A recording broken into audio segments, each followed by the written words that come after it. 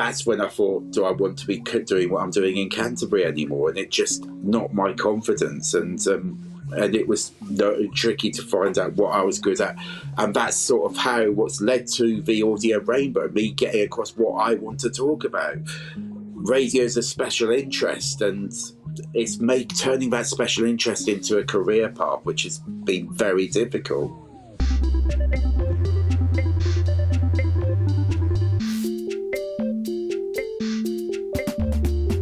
Hello and welcome to episode 5 of Working to Work. If you're watching on YouTube, you'll have noticed or listening to the podcast, noticed there's been a bit of a gap since the last episode. I've been transitioning back from the US and taking a bit of time to plan out the series a bit. Also, the production of Working to Work is in a big part dependent on the availability and will of the guests I'd like to speak to, so that's a factor to consider. But here we are, new episode, and one I've been looking forward to for a while. In this episode, I'm speaking with audio producer Robin Blamires. Robin is a really talented audio producer who also happens to be autistic. And I was introduced to Robin's work through his sound piece Inside the Mind of a Hypomaniac, which Robin described as a bipolar journey through sound. And I think that sums it up pretty well, because when I listened to this piece, I felt like, wow, this is a vivid and wild ride through mental health challenges. I was really impressed by the production and also the willingness to be vulnerable and the courage to speak to really challenging personal times. And 10 years on from that piece, Robin's produced a follow-up, which is called The Audio Rainbow. And that's an hour-long piece exploring, in what I consider a highly engaging and novel way, Robin's deep passion and knowledge for radio. In an autistic sense, one might describe it as a special interest. But as Robin mentions in the episode, this is not a hobby. This is something that is really deeply important to Robin. And there's been a desire there to make that interest and knowledge and expertise and skill translate into what he does with his time, what he does for work. And part of the Audio Rainbow is exploring the challenges Robin's experienced in sustaining gratifying work in the audio industry. And I think anyone listening will see, or be able to hear, the skill and creativity Robin possesses in terms of production and being an engaging host and personality, as well as the deep knowledge and passion I mentioned before. I spoke with Robin about the Audio Rainbow, and in particular the experiences that informed it. So we talk about the importance of environment in supporting one to work, both in terms of at the workplace, but then also the benefits of living in a region that offers inspiration and a sense of calm to a degree. And I think that differs from person to person. Robin speaks about the unreasonable expectations that have proved detrimental in respect of acquiring opportunities in radio, and what would have helped for him to be able to demonstrate his ability and will in those instances. We spoke about the people and organisations that have been supportive of Robin's talent and what it was that they offered that helped, as well as psychological barriers like what's termed rejection sensitivity disorder, not sure, but effectively the sensitivity to rejection is the key thing there, that have impacted Robin's will potentially to be more assertive and make those situations that have worked out and have felt constructive and healthy to continue. And then also Robin gives his assessment on the radio industry at large, how it can be more accessible and accommodating to neurodivergent people, and also I would say appreciative of, and what is being done at the moment to move in this direction. So there's a lot in here. It was a really enjoyable conversation, and I hope you'll enjoy listening to it too and take something from it. Before we go into the interview, I want to play a short clip from the Audio Rainbow, which will be released beginning of December on Robin's SoundCloud. I'm Robin, autistic, bipolar, unpronounceable surname. Blamires. I've always found real life quite hard to navigate, but radio provided an escape from that. Don't touch that button. You don't know where it's been. But when I tried to turn radio into real life, it went a bit crazy. More importantly, where do you come into it? Well, how do you fancy exploring those crazy events and meeting some very special and understanding people along the way? Underneath the Audio Rainbow. I'll post it online in December. It's only radio, it's not brain surgery. I'm Robin Blamires.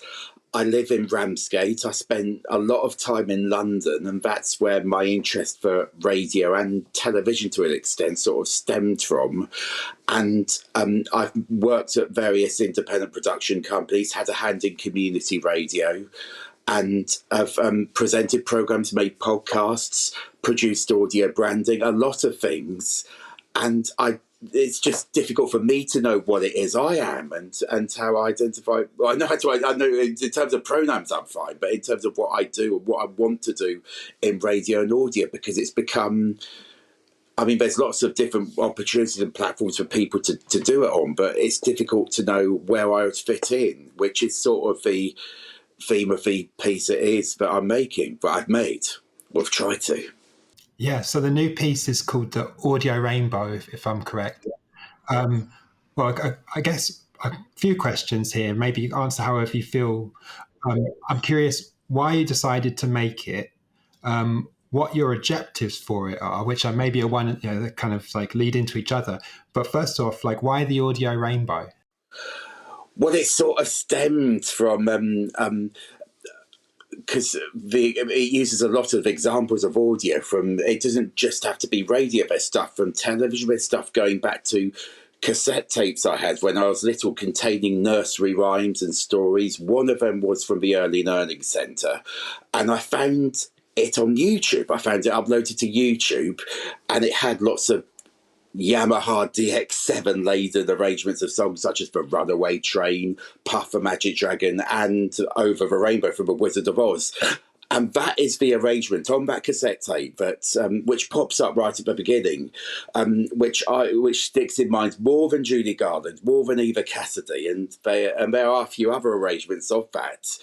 And it's quite funny, actually, because towards the end of the piece, sorry for getting a bit too further into it, but towards the end, there's a very jazzy arrangement of said song Over the Rainbow by the session singer Lee Gibson, who has performed on lots of television shows with, I think, Morecambe and Wise, the two Ronnies. She did a few children's Royal Variety performances with Andy Peters and Darren Day, whoever was in Joseph and His Amazing Technicolor Dreamcoat that year. So and I thought, this is sort of full circle. She was singing it on my cassette tape, and she's done a proper jazz arrangement. But because it's a fantasy place where I sort of go to escape from real life, radio and television, I have more affinity to that than people I've met who are my own family, and they seem to be getting in the way of it. It goes back to watching television with my younger brother and sister, pointing at minute differences, say if like the titles to a show like Blue Peter or Live and Kicking had changed, I'd spot for that, and they're like, shut up, we don't give a stuff about that.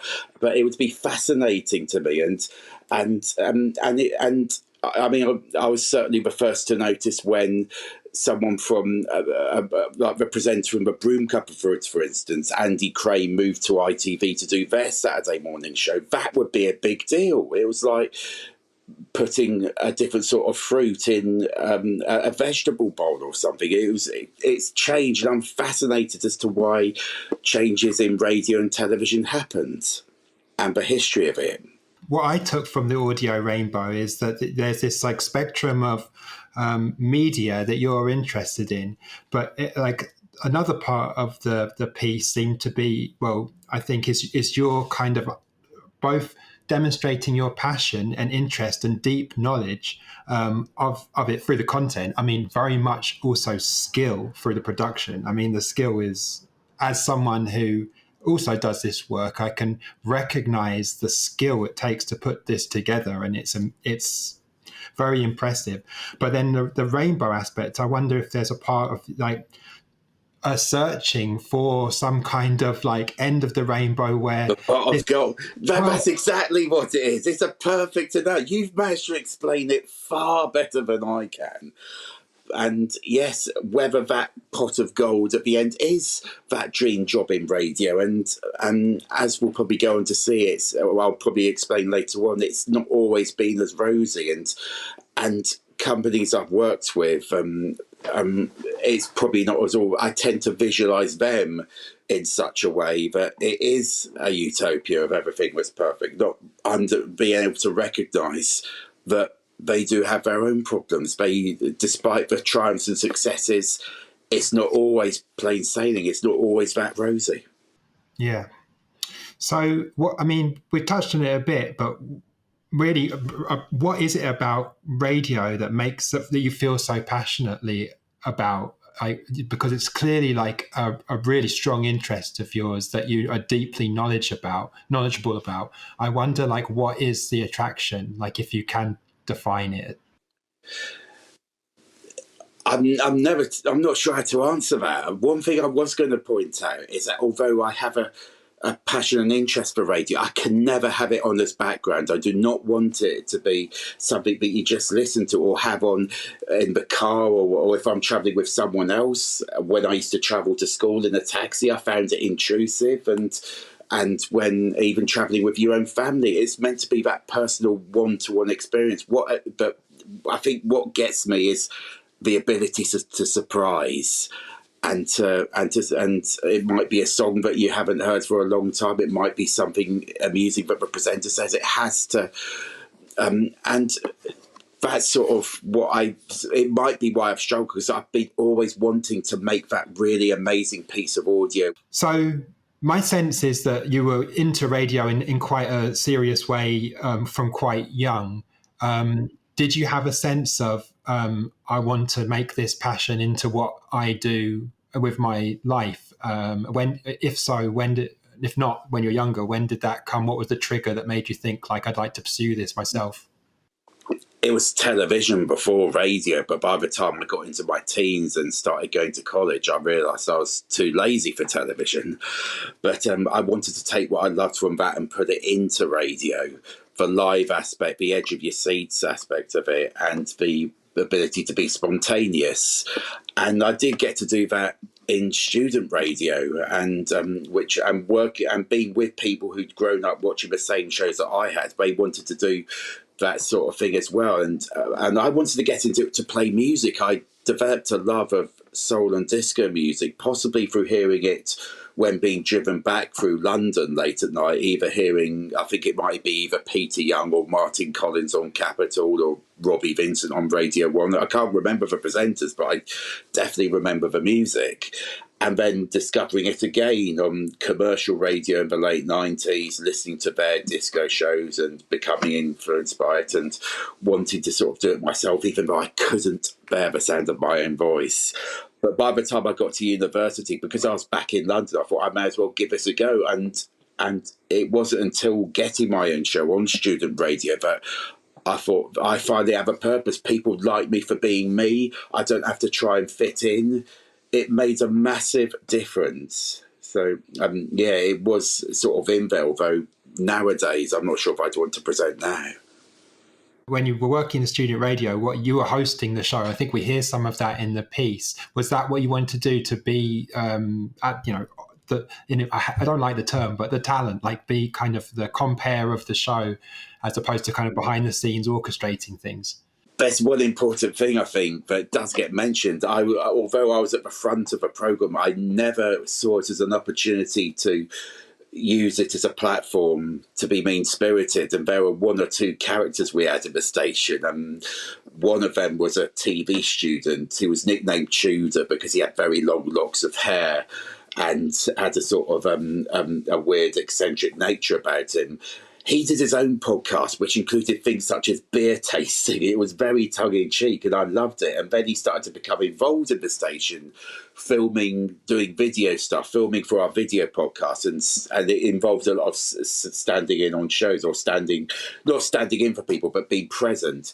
And he just couldn't help heckling, and people lapped it up. And he would even heckle on my show. And I loved it because that shows that you can laugh at yourself. Whereas later on, after I graduated and ended up back in Canterbury, I found myself involved in a fair few community stations around there. And I worked with one or two people. One of them was a sort of a cut-price Chris Moyle style of presenter who would get people in and just be mean to them and shout at 100 miles an hour doing his links. And he would often get me on because he was a bit of a radio anorak in the same way I was. But he just got me on just completely tear into me and other people who are far less deserving it of than me. But then it got to a point when he messed up a link and it sounded rather funny but didn't address it himself. And when the mics were down, I said that he could have made a joke about it. He just sulked. And that's when I thought, hang on a second, this is not a level playing field. This isn't, you can't laugh at me and I'm not allowed to laugh at you because you're the presenter. That's not how it works. And they did end up leaving the station. I mean, there were quite a few of characters that I've found myself along with, but yeah, it was just, it wasn't necessarily being like the talent, although I hate that term as well. It was the production, and production gets messed about because of what I want.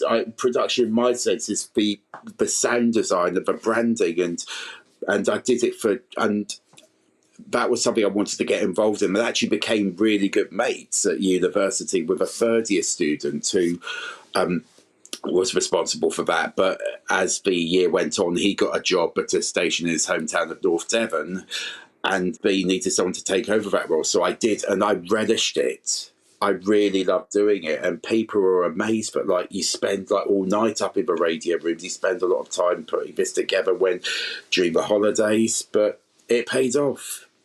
I mean, one thing that you and I don't know each other, very, very well, but I know some of your work, and I've obviously listened to you talk about what you like to do, and you really are like multi-talented in terms of like radio production. I mean, you can produce, I don't know what you call them. They're more than stings. You can do like a lot of, as you called it, the imaging of it.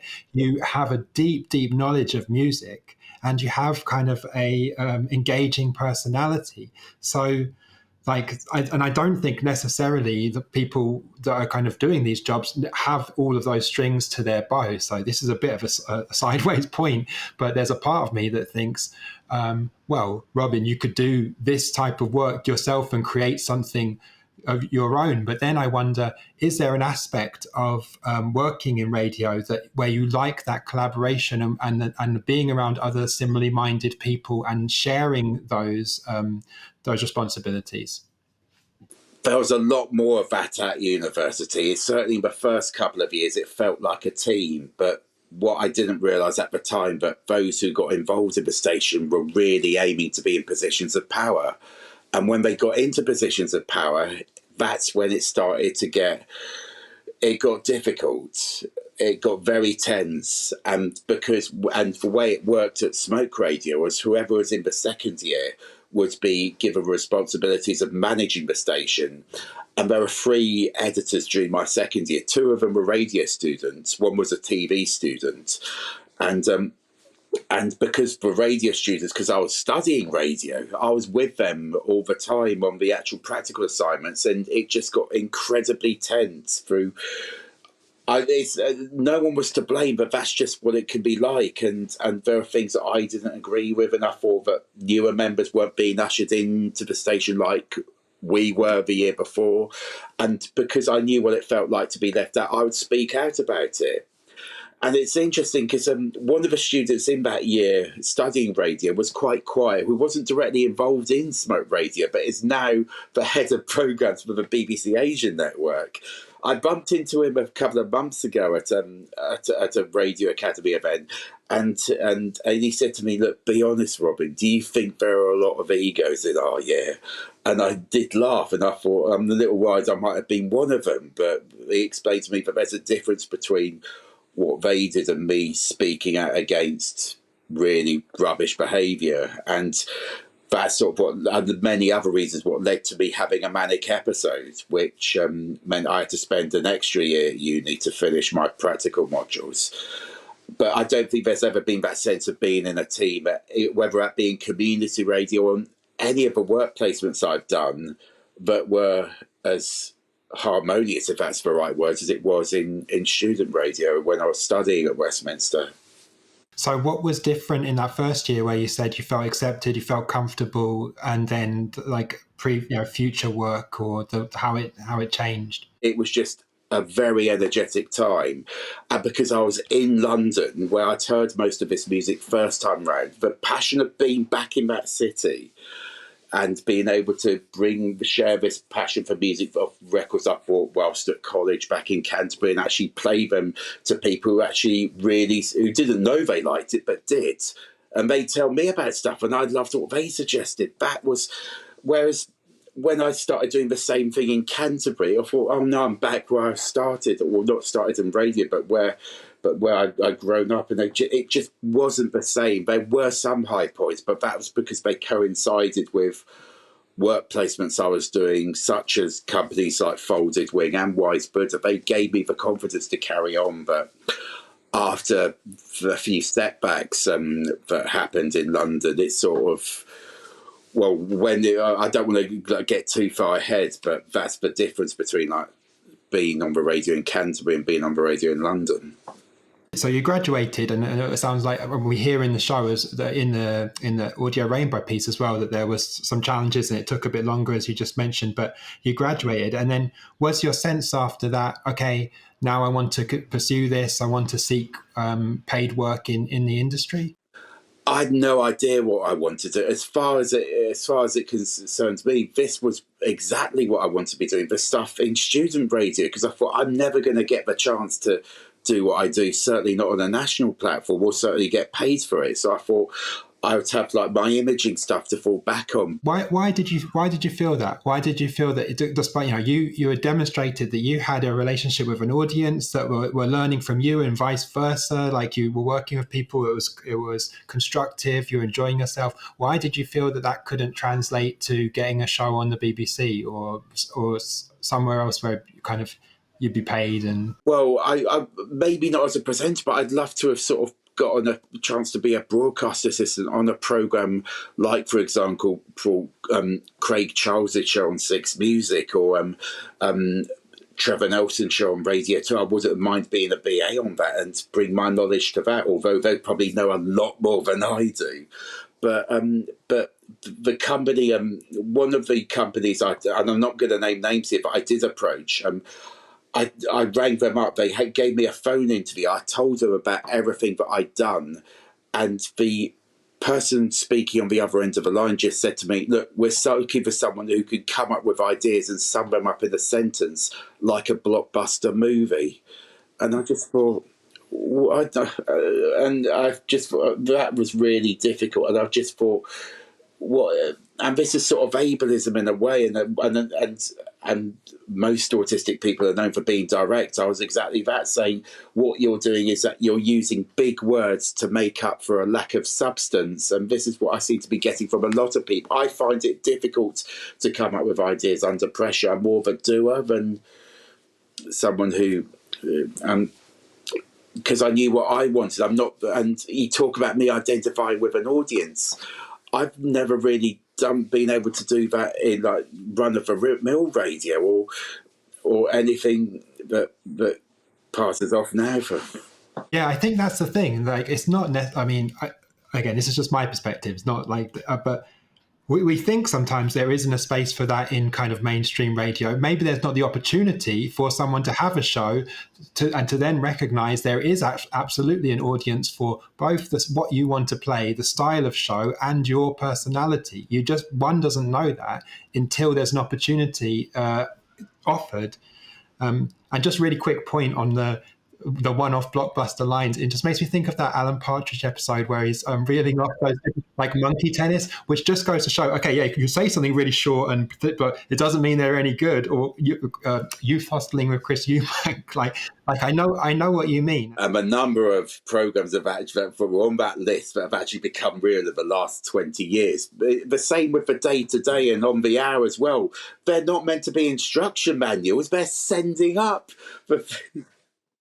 I think it's interesting as well, because I know the type of requests that you're talking about in terms of like come up with ideas, and I can empathize with the kind of like the frustration of being in an interview or situation with someone that you're communicating in a way that they're not receiving in the way that you're hoping, and it's a struggle. Sorry, I need to pull this back to your thing, but no, it's very good. It steers it more, because one of the things I'm a little bit worried about the audio piece itself, the Rainbow itself, is it doesn't really elaborate on autistic traits by like their terms. It just uses examples from what I've been through, and I hope other people with autism will identify with. But it's one of them, I think, which is in this really good book I read called Untypical, written by Pete Warmby. It talks about rejection sensitivity dysphoria, and that is just something that is always going to be there. And it's sort of,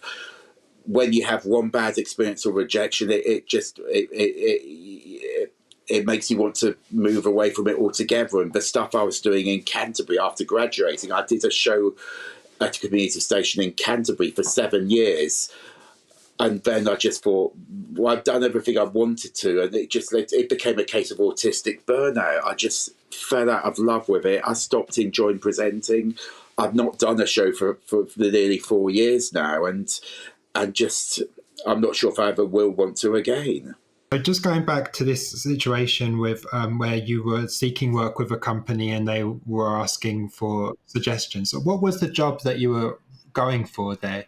It was a work placement. It was a 4-week work placement where they actually sent you a list of things and perks that you get to do, like to have an exit interview with the company director, to sit in on shows, and all these they sounded like really big luxury prizes you get on a game show, and then they have that taken away from you because of a phone interview that didn't really go the way. And I've told other people within radio about it, and they haven't been happy about how it was handled either. But prior to that, I did have a very happy work placement at the company Folded Wing, who produced the Radio 2 hip hop show with Romesh Ranganathan, the Selector for the British Council, and they were amazing. And that was all down to their founder, Karen Pearson, who has a very good track record. I mean, recently made Fellow of the Radio Academy. I mean,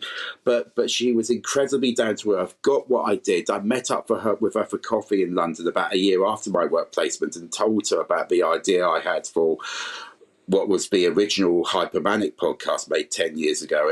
And after a bit of toing and froing, we got to record the dialogue for that in their then Clerkenwell-based studio. Since then, they've moved to East London, where they record sessions for the Selector, but their main base is now near her hometown of Southend, where I've visited. And it is lovely there, and I'm happy that she's more where she wants to be, nearer to the sea. But again, it just reinforced that I'm not happy where I am, and I keep measuring myself up against her. I'm never going to have the same sort of accolades, but it just got very sort of. It was a very special working relationship I had with her. It's still sort of. What worked in that relationship, whether it be kind of how you kind of initiated it or obtained the work, or like in terms of like how working with Karen and the company, like what felt good about that? What were you able to do that you couldn't have done in terms of producing a piece on your own? Well, they gave me free hand with the script. They allowed me to edit it the way I wanted to. And I should sort of mention what happened before that, because I was researching things either for the Radio 2 jazz program or Selector, and that was quite useful. Although there were some acts I thought, what's the appeal of this? I struggle to understand what that is, but I carried on with it, hoping that maybe they'll get something that I'm excited about or have an interest in, and it did occasionally. But it was a very compact environment, and it was a very quiet, not too busy, not too noisy. There wasn't a lot going on, whereas other places, and I did do an internship at a company that specialised in imaging, because Karen said to me, well, we don't really focus on that in Great Lake Bradley, but if you go to somewhere that does, maybe you'll be able to thrive. And it was a sensory hell, not just in the... And I lasted the placement. It was 8 weeks long, but going to and from London, from where I live in Ramsgate by train, was hard enough. And by the time I got there, I was worrying about the journey back. I couldn't focus on the tasks that I was given, and it was just an overload. In short, it was an overload. In terms of the work itself, say your working environment were different, like is it that is one of the challenges of being in Kent by the sea that the work opportunities aren't there, or is that, what am I trying to say? If you had done that work, that you were going up to London, it was stressful because of the sensory environment, and if you could do that work but from here or from where you are, would that have been appealing? Or is there an attraction to being around the people but the environment being different and more aligned to Folded Wing? Exactly that, yeah, to be with people who get what I am, who get me, who understand I might not talk the same way they do, I might not observe things, I might not understand everything they talk about, but they respect my strengths. And within the work placement at the imaging outfit, I just wasn't they threw me straight into it. They thought I knew it all. No, I didn't. I'm not that clued up on Pro Tools. I don't know that much about plugins or EQ, and I got getting told, well, that's wrong. And actually, one of the tasks was an exam-based project where you weren't allowed any help at all. I'd written a script for something, and I'm no good at writing scripts because I don't know how normal people talk. I don't understand their language or whether they're serious or whether they're joking, and that gets lost a lot. And when I gave my script to the person who was going to send it over to the voiceover artist, he actually said to me, are you sure you want this to be sent over? And he wasn't supposed to intervene like that. And I thought, there's a problem here. Am I really that bad at script writing? I tried to make it sound as close as I thought it was meant to be, because you have to have a certain language and house style for your station. I understand that, but it's nothing more than masking, having to blend into somewhere else. And I don't like stations, and I will mention Absolute Radio in this because they have Matt Berry voicing their identification, and it's done in a very sneering way. And I think, wait, I've made the effort to listen to you. Don't start sneering at me and making sarky comments. And the idea is you're meant to laugh along with it, but I just think it's rather rude. And we sort of adapted that at CSR at one time. And like one of the lines I can remember, if CSR was a wrestler, it would be the Big Show, or no one knows what CSR stands for politically or in terms of initials. And it might be funny once, but when it's played like 10 times an hour or 10 times a day, the joke wears thin, or a joke that wasn't funny in the first place. Can you just quickly, for listeners, viewers that might not be as aware about radio as you and I, what imaging is? Oh, imaging is identification jingles. They can either be sung like a station such as Radio 2, Heart or Magic, or they could be spoken. Some stations have both. Just going back to, so the internship, was it an internship or a period where you are being asked to kind of give these ideas? It wasn't an internship. It was a phone interview, but would hopefully lead to an internship. Oh, okay. And did you have a sense that the role would involve kind of conceptualizing? What were they asking for ideas for? I'm just thinking, like, if that were now, and you know, you've got years of experience more.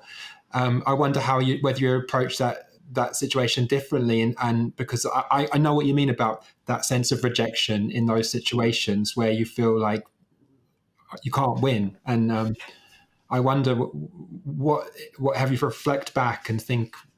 I should have explained that they should have given me more time to given me a gist of like what the interview was involved, what questions they'd ask me. I'd have more time to think about it, because I'm more of a hands-on person, taking someone else's idea and working with them to make it really good in audio form. That's what I'd love to be able to do. But even when I go to events like the radio festival and explain that to people, I get looked at as if I've just insulted them. And it happens a lot. I think there needs to be a bigger understanding of autism within not just radio, but in any creative environment.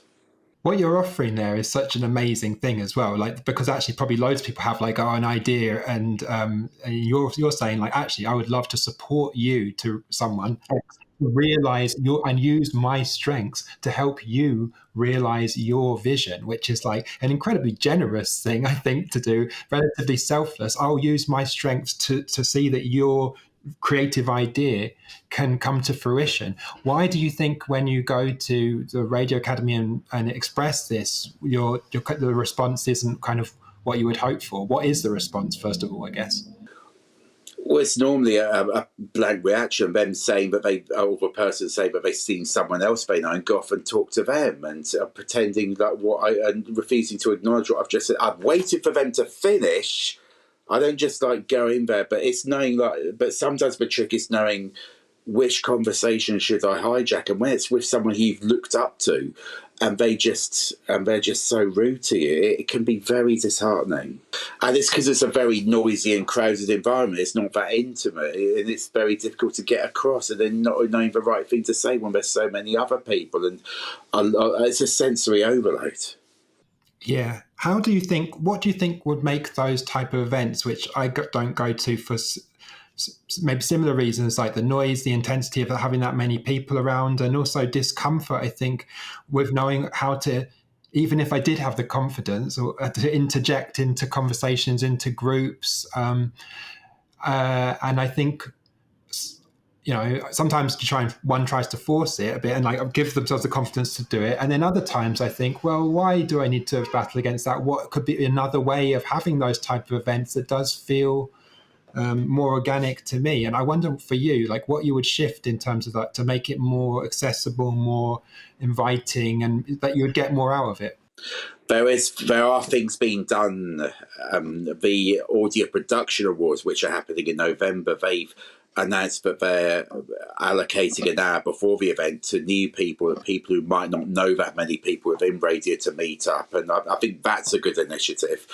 And I hope that more events start to do the same, but not necessarily those like awards do, because, and this is what sort of led to me wanting out, was because I thought the only way to get recognised is to get nominated or to win awards. And Folded Wing were known for winning lots of awards for their things. I wanted to submit the Bipolar podcast. Well, I tried submitting it in the Radio Academy Awards, but there wasn't a podcast category, so I had to submit it in a very sort of too wide community-based programming, and it didn't get nominated. And then there was a bit of a setback, which we tried to get in the Audio Production Awards, but they weren't going to enter the individual categories, and that was understandable. But I just thought, because it coincided with another source of bad news, it made me. That's when I thought, do I want to be doing what I'm doing in Canterbury anymore? And it just knocked my confidence, and it was tricky to find out what I was good at. And that's sort of what's led to the Audio Rainbow, me getting across what I want to talk about. Radio is a special interest, and it's turning that special interest into a career path, which has been very difficult. So who would you want to hear the audio rate? I mean, I imagine the answer to that is as many people as possible, but like, who in particular, and what would you want them to take from it, do you think? That I have a genuine interest in radio. I want to learn more. I want to put it to practice in an environment where I just I'm not there to fill time within an empty schedule, because that's what it felt like I was doing towards the end of my time on the radio in Canterbury. I want to get it to other people outside of radio who might be keen to learn how a special interest for an autistic person, it's not just a hobby. And I get really riled up when people describe what I do as a hobby. It's not. It takes up all your time. You don't like overanalyze like a game of golf or a game of darts or whatever it is in the same way as I would with like a piece I've made for my radio program or what have you. I just want to people to understand and hear things that they might identify with, and realise how it can make a big impact in a way that they won't expect. One of the things I kind of got from the piece, which is sad, is a sense of like being despondent and that this isn't going to work out. Like, I wonder if when you think about kind of what you want from it now, like what do you want from it now? Where would you like to go with what you do? Because you still definitely seemingly have the skills, and you seemingly have still the interest in the medium, but maybe just a bit of disillusionment with the industry, which is a separate thing, I think, right? Yeah. Well, it's always been the case. There are some autistic people working in radio, but I don't think enough has been done to sort of properly integrate and there's one person, a very good friend, who does a series called Radio Greats, which interviews a lot of established radio broadcasters, who said that since getting involved with Radio Glamorgan in South Wales, he was able to be him and find who he was. And I think the only way that I can be me, and I know this might be a bit narrow-minded, is to get back to within an easy reach of London, because that's where I thrive properly. There's been too many upsetting experiences in East Kent and the county as a whole, whether that be at primary school or secondary school, having to go on family outings against your will and not know how to integrate with everyone, and to more recently my time in community radio, where if I even think about doing something a little different, I'll get a big lambasting from whoever's like running for it, and well, what do you want? But but that's just like what will reignite the enjoyment. Is there a barrier at the moment to moving closer to London and seeking opportunities? It's something that I'm looking into. I'm not sure if they are. It's just like I'm scared of like how I'm going to like afford a flat and all that sort of things, but or at least to rent a flat. And it's something that my parents have sort of tried to dissuade me from, telling me that other people want to move out of London. Well, I'm not other people. Yeah.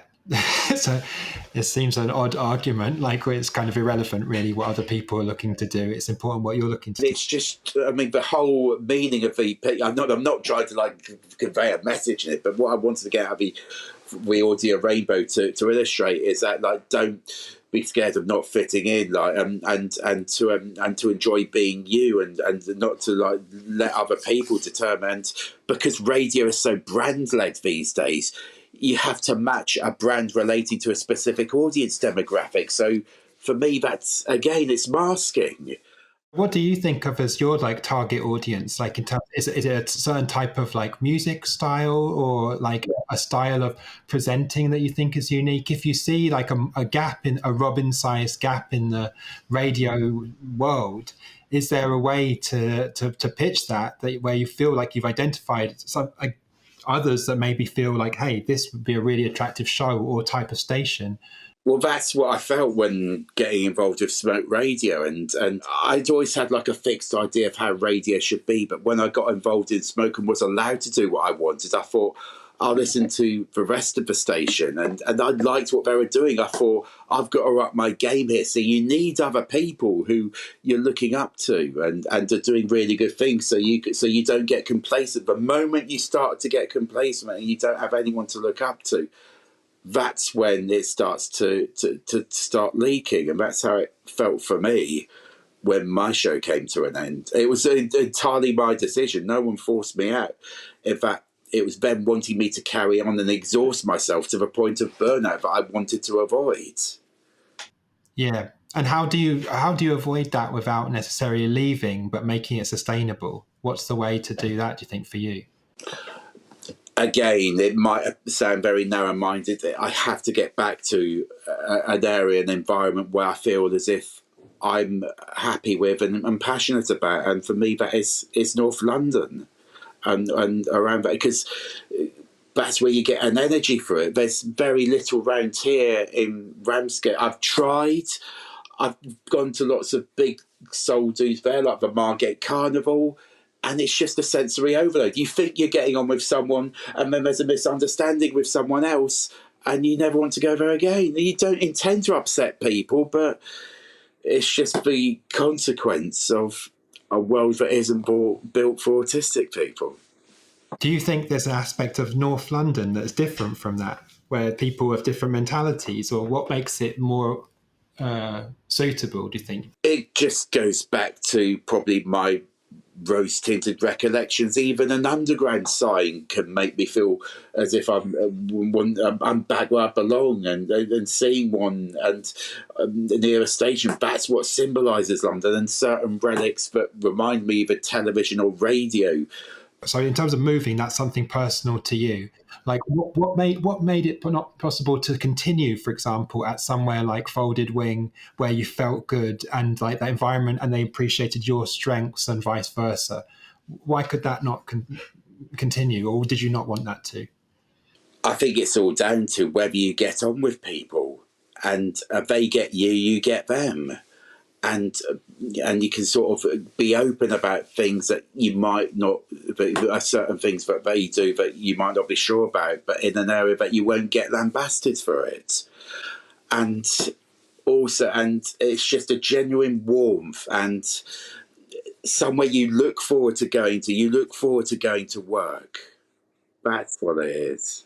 Can you define what they did differently to, say, another internship or another community station that felt you didn't have that kind of? Well, they definitely asked if I wasn't comfortable with certain things, and if I told them, then they would be fine about it.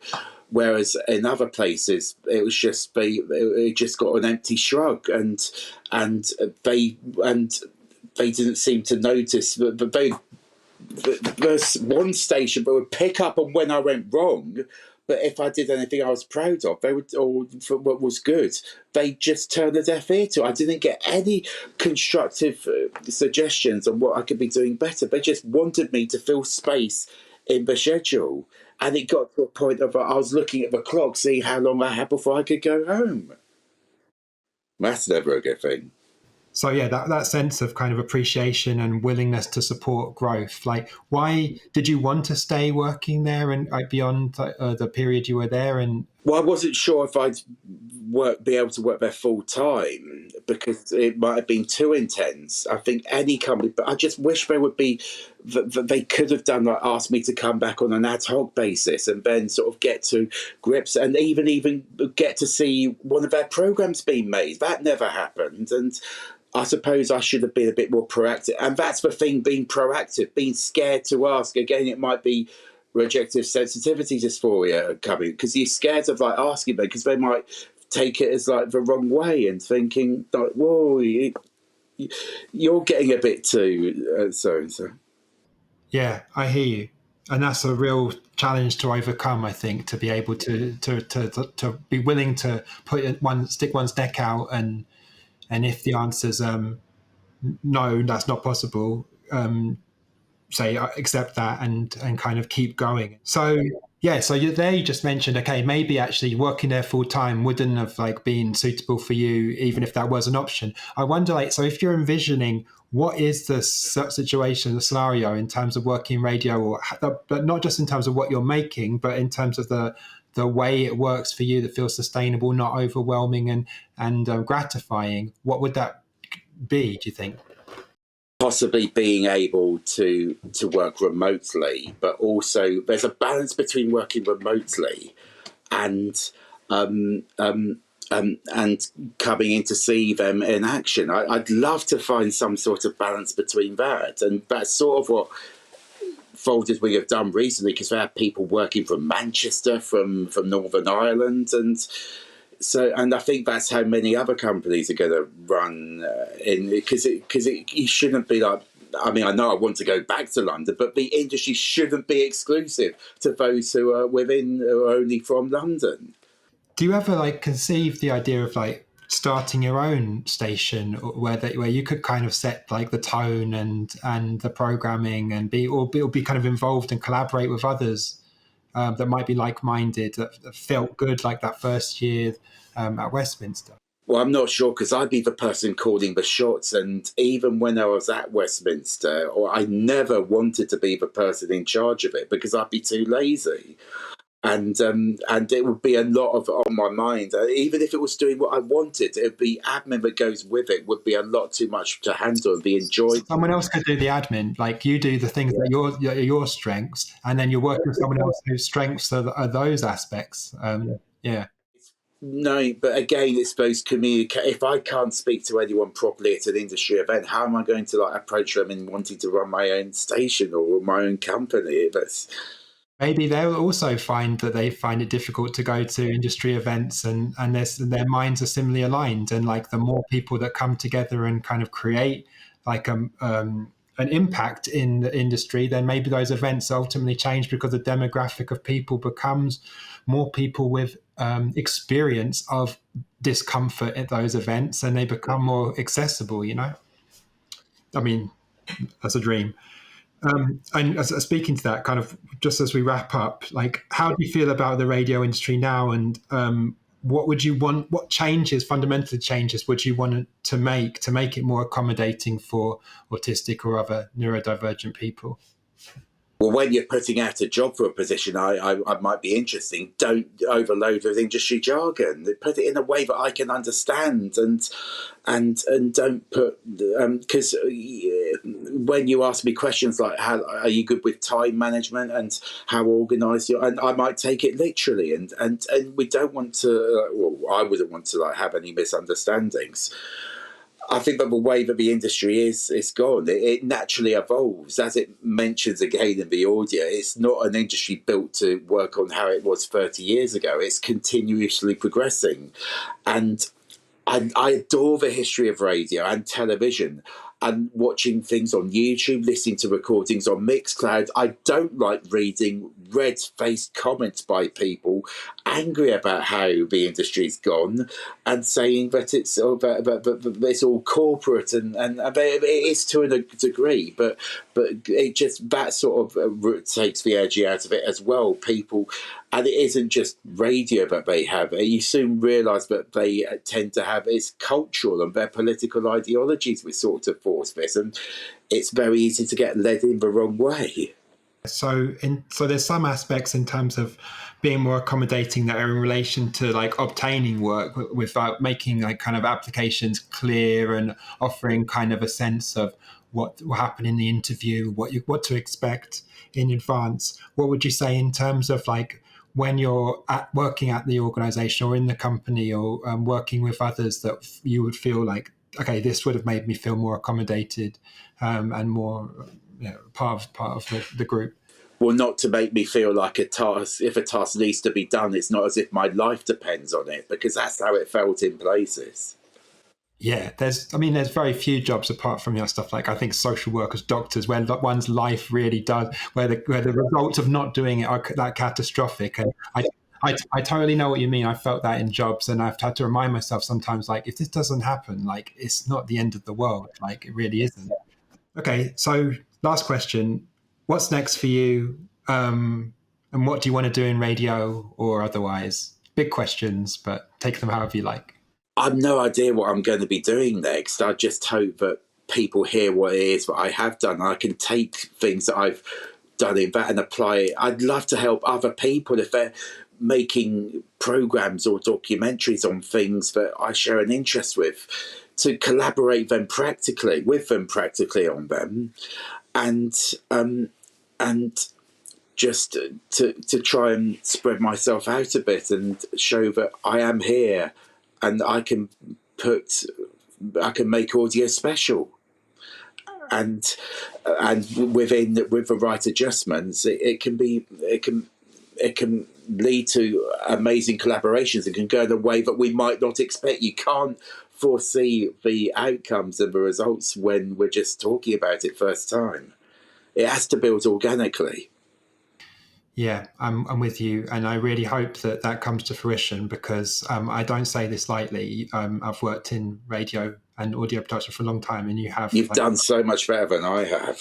No, not at all. I feel in a lot of ways that I would have liked to have done more, and I don't have that type of recognition that I think that you mentioned before, where someone wins an award and that kind of elevates them to, or kind of has a podcast or something with a certain level of success or audience that then is looked at on a CV, and that person is kind of preferenced in terms of how one looks at their abilities or their will or their skill. And I think maybe from my perspective, I would like to see a shift in the industry that doesn't hold those type of things in such high regard, and is more able to interpret the intentions and the skill and ambition and desire of the individual. Because I mean, as I say, you don't want to do anyone a disservice, but a lot of these awards, they're kind of, the production company pays for the entry for one. The production is made by multiple people, not the one person that gets the award. They're not necessarily signifiers of, and it's nothing to take away from someone winning awards. There's no bitterness, but of this person being so much better or able or capable than someone that doesn't have those awards, their circumstances a lot of the time. And I think, that you have so much skill, so much interest, and this will to support others realizing things. I hope, I sincerely hope that comes to pass. Yeah, that's very nice of you to say. Thank you. I want to thank Robin for taking the time to speak with me. I found the conversation really enjoyable, and it was interesting to understand what Robin wants to do work-wise, and what the challenges have been, and what might help. I think about the work that I want to do, and in part it's supporting people to be able to realize creative projects, but in ways that feel conducive and healthy for them. So it's interesting for me to learn, and that's a part of this project for me to understand, as well as to offer a platform for people to speak to challenges and successes in terms of being perhaps differently minded and behaving in different ways from the majority as it relates to work. So yeah, thank you to Robin. And I wanted to mention Robin's SoundCloud, where the piece, The Audio Rainbow, will be aired. That is soundcloud.com/Robin, ROBIN, and then BLAMIRES.